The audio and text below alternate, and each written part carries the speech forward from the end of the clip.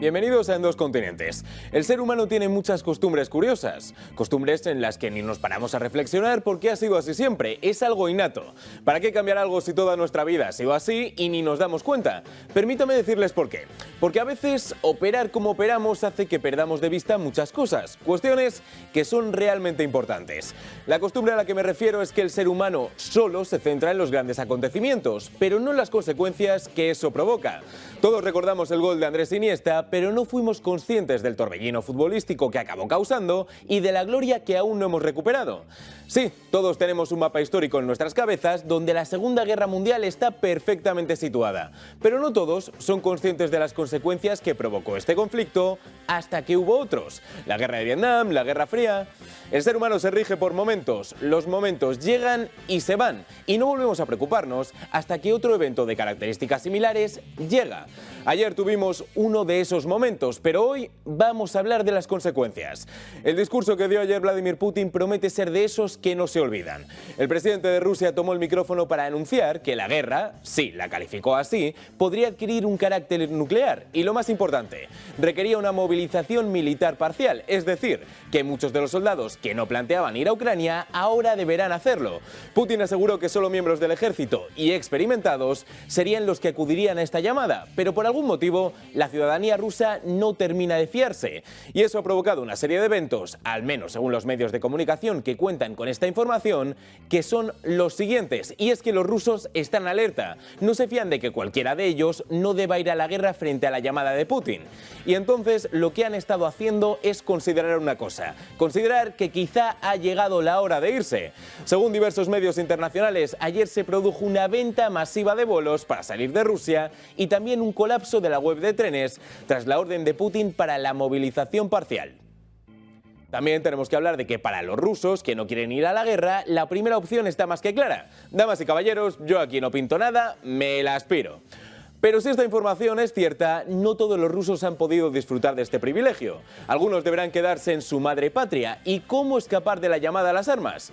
Bueno, de alguna forma los rusos han comenzado a escuchar cómo el reloj avanza, y ellos deben moverse incluso más rápido. Deben encontrar la vía para poder escapar del destino que les espera en Ucrania.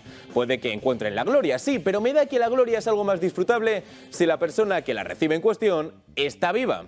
Y por eso la ciudadanía rusa se ha puesto creativa. Según Google, las búsquedas más realizadas en el país fueron dos: cómo salir de Rusia, y una que puede parecernos bastante curiosa: cómo romperse un brazo.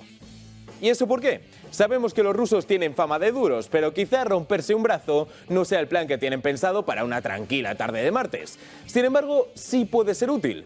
Según las reglas del ejército ruso, hay una serie de eventos que pueden eximir a los ciudadanos para acudir a la guerra, y una de ellas, sí, lo han adivinado, es que tengan una lesión como la ruptura total de un brazo. Parece que los ciudadanos rusos no quieren ir a la guerra, y puede ser por dos motivos: por falta de agallas y un miedo terrible a la muerte, o porque no confían en el líder que les impone esta medida. Esta segunda teoría y esta segunda hipótesis parece estar cobrando bastante fuerza. Tras el anuncio de su presidente, una multitud de ciudadanos rusos acudieron a manifestarse, como están viendo, frente a la policía. Estas imágenes fueron tomadas en San Petersburgo, una de las grandes ciudades rusas. Esta multitud, que esgrimía a gritos como "no voy a morir por Putin", se topó con la respuesta policial que están viendo. Anoche en estas protestas, varios de estos manifestantes acabaron siendo detenidos. Y es que esto es lo último que puede permitir el Kremlin, una imagen de división.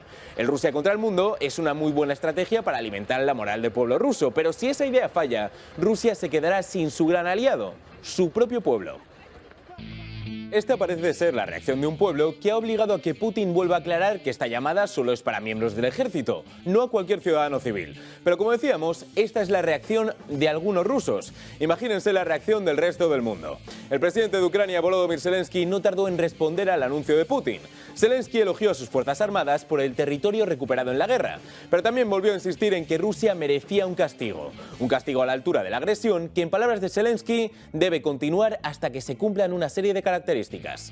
Pero Rusia, en lugar de detener sus crímenes de agresión, que comenzaron ya en 2014 y se ha transformado en una invasión total, no nos ha dejado otra opción que no sea defendernos. Lo hicimos.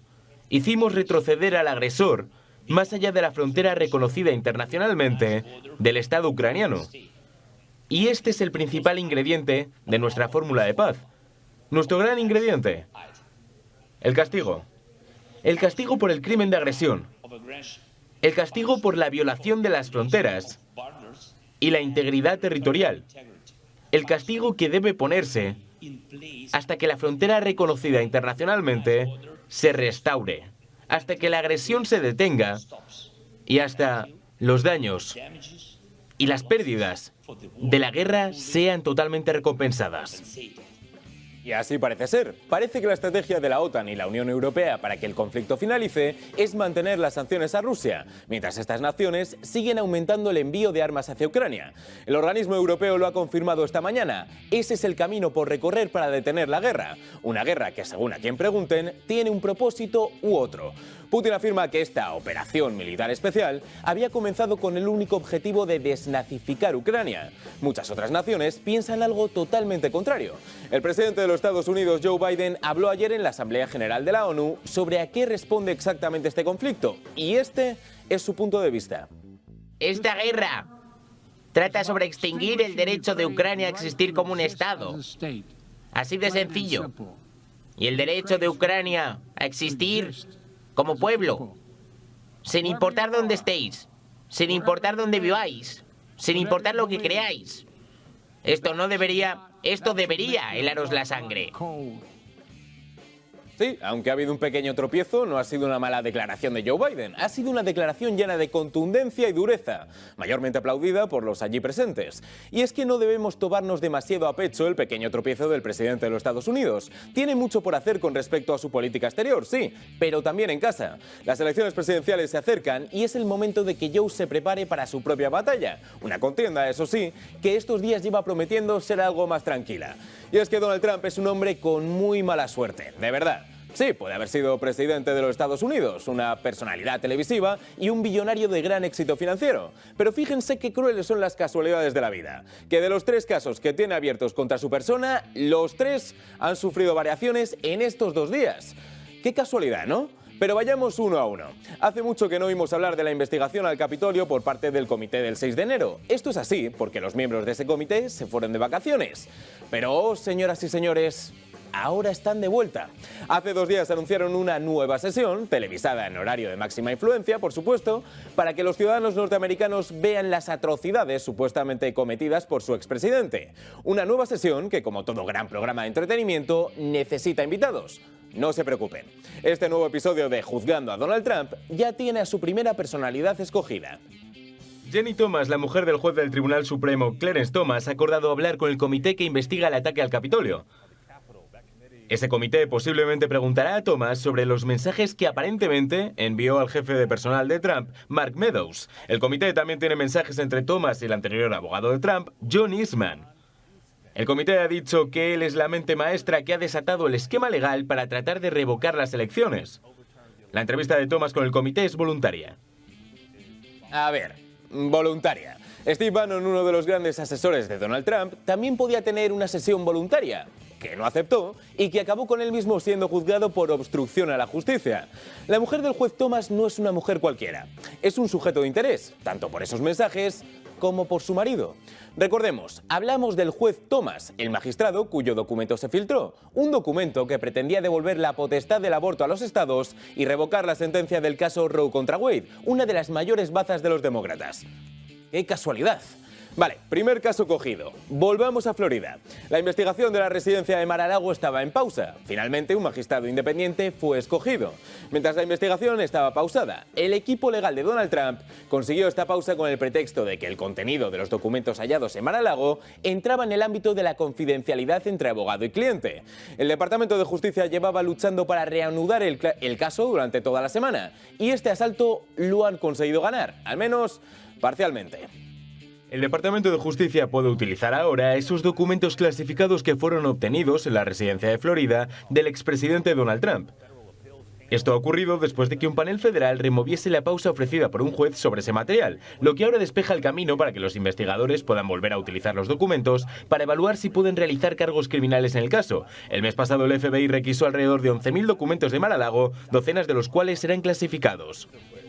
y nos queda uno. Un solo caso del que hacía tiempo que no sabíamos nada y que, fruto de la casualidad, también ha avanzado en estos últimos 2 días. Ayer Leticia James, la fiscal general, anunció que tenía un anuncio muy importante que dar y convocó una rueda de prensa, con fuegos artificiales y todo.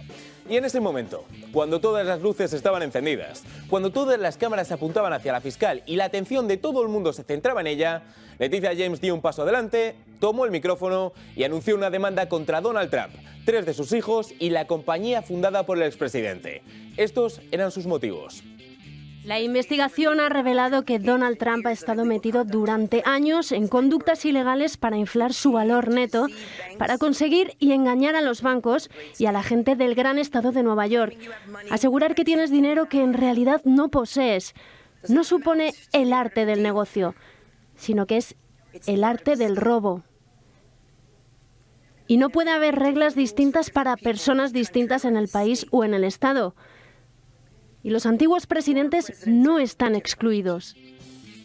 Recogemos rápidamente. En este juicio en concreto, sí, sé que es difícil seguir todos, Donald Trump está acusado de un fraude fiscal constante, de haber inflado repetidamente las cuentas de Trump Organization, la organización Trump. Y ante esta serie inusual de casualidades, Trump se hartó y tomó la palabra. Ayer mismo dio una entrevista a Fox News donde relató sus impresiones frente a este caso y la gran cantidad de casualidades que le han ido afectando últimamente, porque son eso, ¿no? Casualidades. Toda tu familia ha visto la declaración. Terrible, de Leticia James, terrible. Vale, ¿cuál es su reacción? Bueno, hizo campaña de esto, hace años. Una campaña maliciosa en la que solo hablaba de Trump y que me iban a incriminar, iban a culparme. No sabe nada de mí, no he oído hablar de ella. Pero vi a esta mujer, vi la que estaba montando sin saber nada y dijo, vamos a ir a por él. Toda su campaña se basó en eso. Y vino por esto. Hemos estado hablando de ello durante años. Y de hecho pensaba, porque nuestros ideales son muy altos, la compañía es genial. He creado una gran compañía. Te la llevas a otros lugares, a tantos lugares como la he llevado yo, como estos, francamente. Simplemente algunos de los mejores lugares en todo el mundo.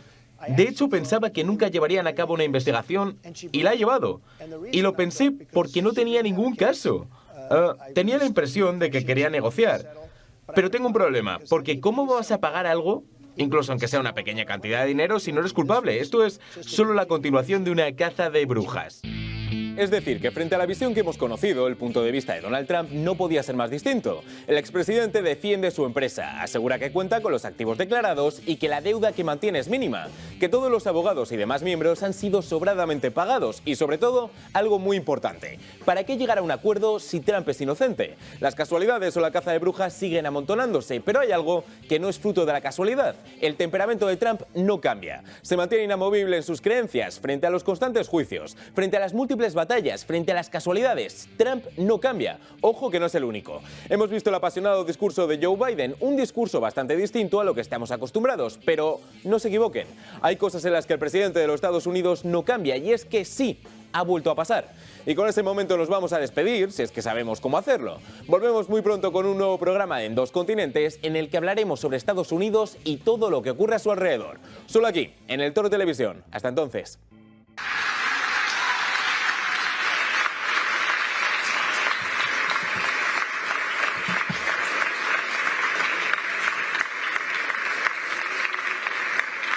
Señor presidente, gracias. En el final de un evento tan grande, la palabra gracias parece poco apropiada. Para todos los millones cuyas vidas serán salvadas, para las comunidades cuyas vidas serán transformadas, gracias, presidente Biden.